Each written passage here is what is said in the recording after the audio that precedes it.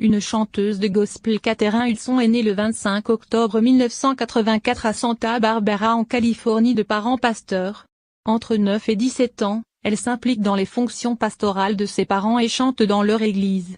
Bercée par la religion, Katy Perry grandit en écoutant du gospel et fréquente des écoles et des camps de vacances chrétiens. Repérée sur les bancs de l'église par des rockers de Nashville, Katy Perry enregistre des démos et apprend à composer et à jouer de la guitare auprès d'anciens de la musique country. C'est en 2001 qu'elle obtient sa première signature et enregistre dans la foulée un album de gospel. En 2004, elle devient choriste pour la maison de production du collectif Tomatrix.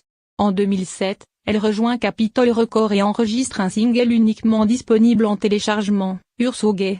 Une équipe de choc pour Katy Perry. En 2008, la jeune femme sort l'album On of the Boy enregistré avec une solide équipe, dont certains ont travaillé pour Avril Lavigne, Mika, Pink ou encore Britney Spears. Le succès est largement au rendez-vous puisque le premier extrait Kiss Da Girl atteint le sommet des charts américains et se classe N°1 dans le monde entier. Un peu de provoque, un son pop-rock plein d'efficacité. Katy Perry est bien loin des bancs de l'église. Le deuxième single Hot and Cold connaît aussi le succès et permet à la star de s'offrir le NRJ Music Award album de l'année. Hommage à la Californie près le duo avec Timbaland et Megan. Katy Perry revient en 2010 avec le single California Girl qu'elle interprète avec Snoop Dogg. Dans cette chanson, Katy Perry veut rendre hommage à sa Californie natale. Elle propose à ses fans un tube entraînant aux sonorités pop et funk, comme une réponse West Coast à l'Empire State of Mind new-yorkais de Jay-Z et Alicia Keys. Ce titre lance l'exploitation, en août 2010, de son nouvel album Teenage Dream dont sont extraits les titres Teenage Dream et Firework. Avec plus de 5 millions d'exemplaires vendus dans le monde, ce deuxième opus confirme le statut de star de la pop de Katy Perry. L'aventure part off côté vie privée. La chanteuse s'est mariée avec l'acteur et humoriste britannique Russell Brand en octobre 2010. Mais le couple divorce en décembre 2011. La belle brune se met par la suite en couple avec le chanteur américain John Mayer. En 2011, Katy Perry se lance dans le cinéma, en doublant le personnage de la Schtroumpfette dans le premier film des Schtroumpfs de Raja Gonel. Une réédition de son album Teenage Dream, Te Complete Confection, sort le 26 mars 2012. Le titre inédit par Homme devient N°1 du classement Billboard dès sa sortie. En juillet 2012 sort dans les pays anglo-saxons le documentaire Katy Perry, par Homme. Ce film en 3D retrace la tournée triomphale California Dream Tour de la star à travers le monde ainsi que les grandes étapes de sa carrière. Fin 2012, Katy Perry est reconnue femme de l'année par le magazine Billboard.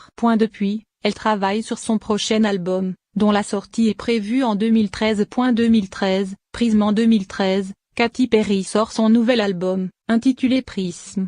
Porté par le single Rare, ce nouvel opus se classe numéro 1 dès sa sortie. Un succès confirmé par le hit Unconditionally, deuxième extrait de Prism. Véritable superstar, la chanteuse devient la personnalité la plus suivie de la planète sur le réseau social Twitter.